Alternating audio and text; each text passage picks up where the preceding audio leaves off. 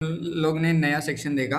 New section के अंदर payment कैसे करते हैं इस वीडियो में हम लोग अभी कंटिन्यू करके देखने वाले हैं। तो न्यू वीडियो में पेमेंट करने के लिए सबसे पहले हमें इनकम टैक्स पोर्टल पे आने पड़ेगा। ऑफिशियल साइट पे आने के बाद आपको स्क्रॉल डाउन करके नीचे जाना है। यहाँ पे आपको एक ऑप्शन मिलेगा ई पे टैक्स का, तो आप यहाँ पे ई पे टैक्स पे क्लिक करो। ये आप ई पे टैक्स पे क्लिक करते हो, आपके सामने ऐसे दो ऑप्शन ओपन होंगे। एक तो इनकम टैक्स एक्ट 25 का और जो पुराना चल रहा था उसका। तो हमें new new income tax code के हिसाब से करना है, तो हम लोग ये सिलेक्ट करेंगे और यहाँ पे कंटिन्यू पे क्लिक करेंगे।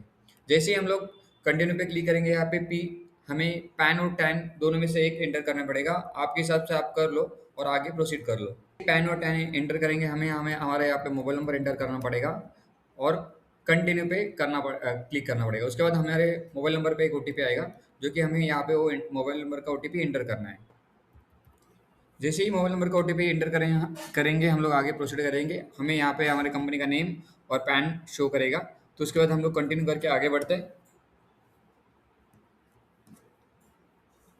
जैसे ही आगे बढ़ेंगे, हमारा करंट फाइनेंशियल ईयर जो भी है, जो टैक्स ईयर जो भी है, वो हमें यहाँ पे सिलेक्ट करना पड़ेगा। पहले हम लोग असेसमेंट ईयर सिलेक्ट करते थे, उसके बाद वो फाइनेंशियल ईयर ऑटोमेटिकली शो होता था। लेकिन अभी टैक्स ईयर आता है, तो हम लोग टैक्स ईयर सिलेक्ट करेंगे और यहाँ पे पे टीडीएस टीसीएस पे हम लोग क्लिक करेंगे।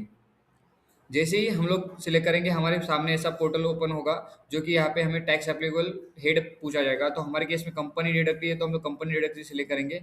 तो यहाँ पे सेकंड ऑप्शन आता है, please select residential status of deductee.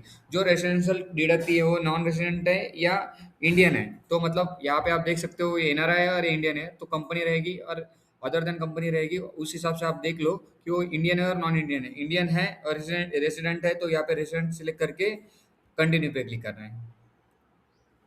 जैसे ही कंटिन्यू पे क्लिक करेंगे, हमारे सामने यहाँ पे आपको ऑप्शन आएगा कौन से सेक्शन के अंडर आप पेमेंट करना चाहते हो।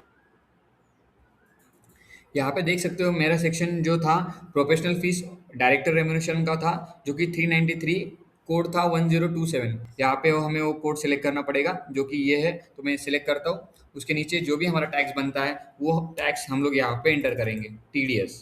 ठीक है, तो मैं टीडीएस एंटर करने के बाद ऐड कर दूंगा उसको।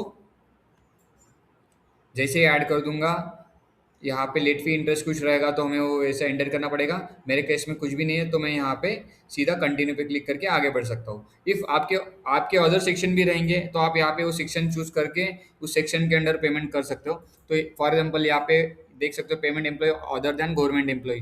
तो यहाँ पे सिलेक्ट करके मैं उसका भी पेमेंट ऐड करके यहाँ पे सेक्शन ऐड करके आगे प्रोसीड कर सकता हूँ। तो मेरे केस में एक ही पेमेंट था, तो मैं अदर कोई चूज नहीं करने वाला। तो इसी हिसाब से मैं आगे बढ़ूंगा कंटिन्यू पे क्लिक करके।